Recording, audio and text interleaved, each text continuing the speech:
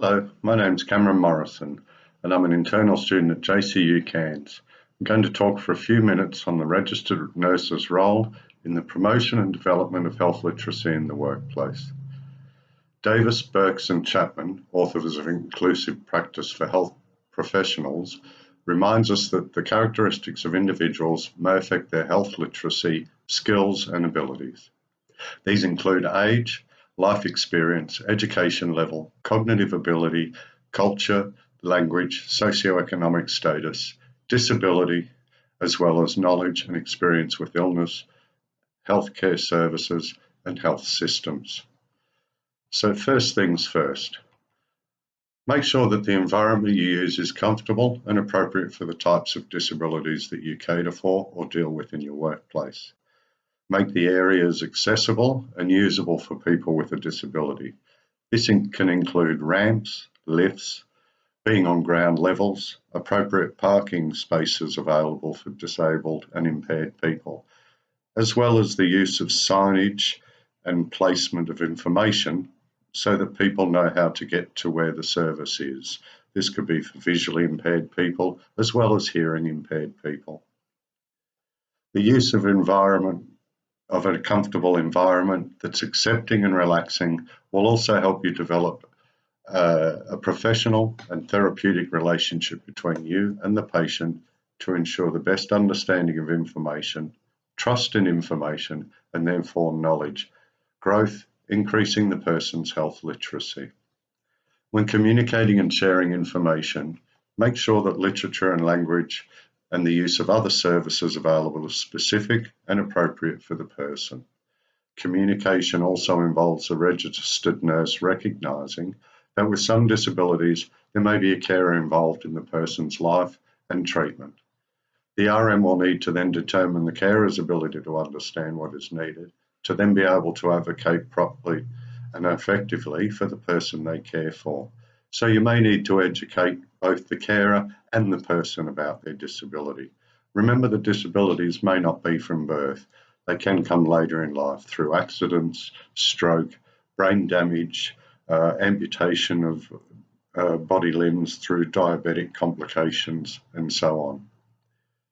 It can be make sure that your use of pamphlets, posters, videos and other educational tools are simple and to the point.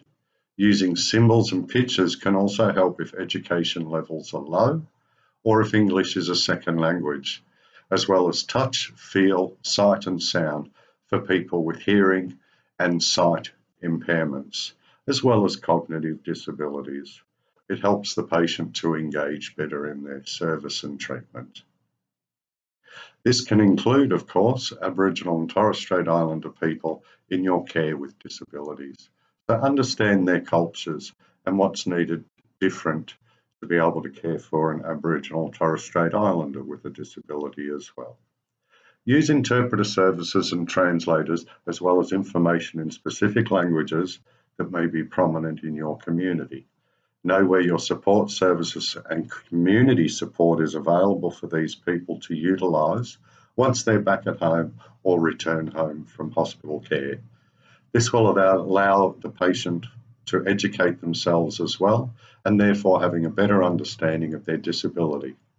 You could be the beginning of someone's active role in their health instead of just playing a passive role with them having little understanding or knowledge. Another way to help in the development of health literacy in your workplace is to use services such as those within Queensland Health. For example, these are nurse navigators, complex care nurses, and Indigenous health liaison officers. These nurses stay with a patient throughout their care and educate and support decisions made by the patient in relation to their care. These nurses help to increase the literacy of their patients by using appropriate delivery of information and use of all support services within the hospital system and to ensure community support is available and accessible beyond hospital care. So we can see that by using and developing better methods to give information to disabled people, we will ensure that they will gain literacy within their health, therefore engaging in their healthcare, understand information and risks, as well as outcomes. They'll be able to access services and support in the community and at home and when out of hospital care. Importantly, we will help the person be able to understand why they are having treatment, why we will help them understand and be able to give consent to services and treatment, and they will be able to understand what they're giving consent for and agreeing to. Some illnesses and disabilities may still require a person to do simple calculations such as calculating blood glucose levels and calculating dietary need intakes. Some people may need different ways to be able to do these things. As the registered nurse, you will know how to do things in different ways, as well as who is able to assist you within the workplace, such as occupational therapy and physiotherapy services. Also, get an understanding of what services are available within your community. There are services available that can come to your house and see what's needed to better help you live your daily life, as well as equipment and other services that may be needed or able to be hired from these people externally. So we can see now that literacy involves both numeracy and reading ability. So there are services actually, if you find that this is even the most basic problem of your patient. We have a national campaign, and this is called the Reading Writing Hotline Service. It's a catchy tune that allows you to remember the phone number to be able to seek help in your reading and writing literacy skills. Many other services like this are in the community at state and national levels to assist people at home. Ensure that you have an understanding of where these services are and how your patient can access these services once they're out of your care. So we can see that one of the main things to ensuring health literacy within your patient is ensuring that barriers are removed. By removing barriers, you'll make sure that fear and dislike of services or dislike of the place of service is removed if possible. It will also reduce the numbers of people disengaging in services and treatment because of fear, misunderstanding, or disinterest. Always keep your information and literature, as well as procedural information, risks, and outcomes simple and specific to the person's needs. And as said earlier, use appropriate language where needed, both verbally and with written information.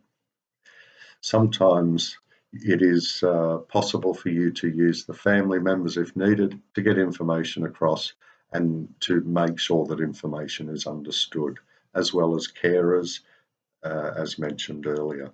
And finally, keep yourself up to date. Make sure that literature in your area or workplace is appropriate, up to date, as we're saying, simple, informative, and not confusing. Be involved in training provided to develop your knowledge and skills for caring and helping disabled people within your care. Understand cultures and changes of culture within your community and get knowledge and an understanding of your Indigenous heritage here in Australia and within your community. By doing this and continuously learning and educating yourself as a registered nurse, you will be effective in your care of people with disabilities. Thank you.